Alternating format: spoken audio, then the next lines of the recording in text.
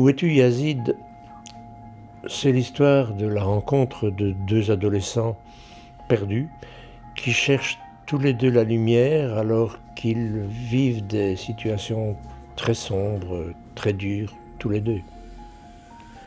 Ce que j'ai essayé de dire dans ce roman, c'est qu'il est peut-être trop facile de juger ces jeunes qui sont partis en Syrie.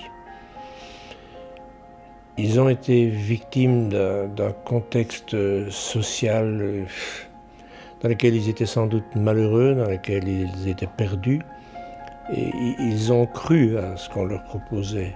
Ils ont cru que c'était la solution miracle pour aller vers un destin qu'ils croyaient extraordinaire, pour servir une cause qu'ils croyaient bonne. Et je pense que c'est trop facile de les décrire comme des monstres, en pensant que nous, évidemment, nous n'aurions pas fait ça. Évidemment que nos enfants n'auraient pas fait ça. Et répondre comme ça, c'est aller trop vite, à mon avis, et c'est en tout cas ne pas donner de solution aux problèmes que nous vivons actuellement.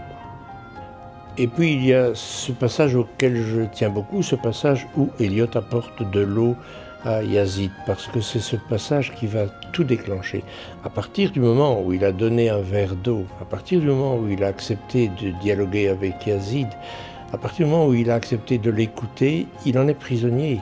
Il ne peut plus faire ce qu'il veut, il n'a pas face à lui un terroriste, il a face à lui un être humain. Et donc il vit un drame terrible. Dois-je faire mon devoir de citoyen en le dénonçant?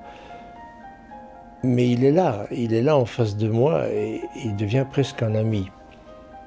C'est peut-être l'intérêt du roman face à la presse, c'est que dans la presse, on présente les choses de façon très claire. Voilà les bons, voilà les méchants, et vous n'avez pas à choisir.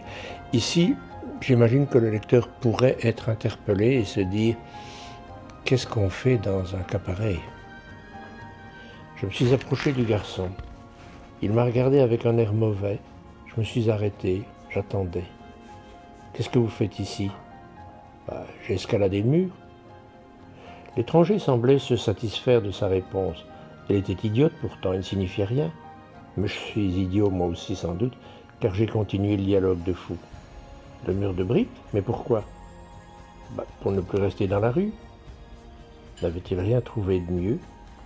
Quand on ne veut pas rester dans la rue, on escalade un mur de briques, n'est-ce pas? C'est bien connu. Se moquait-il de moi? Si j'étais resté dans la rue, il m'aurait attrapé. Il? Qui il? Vous le savez bien.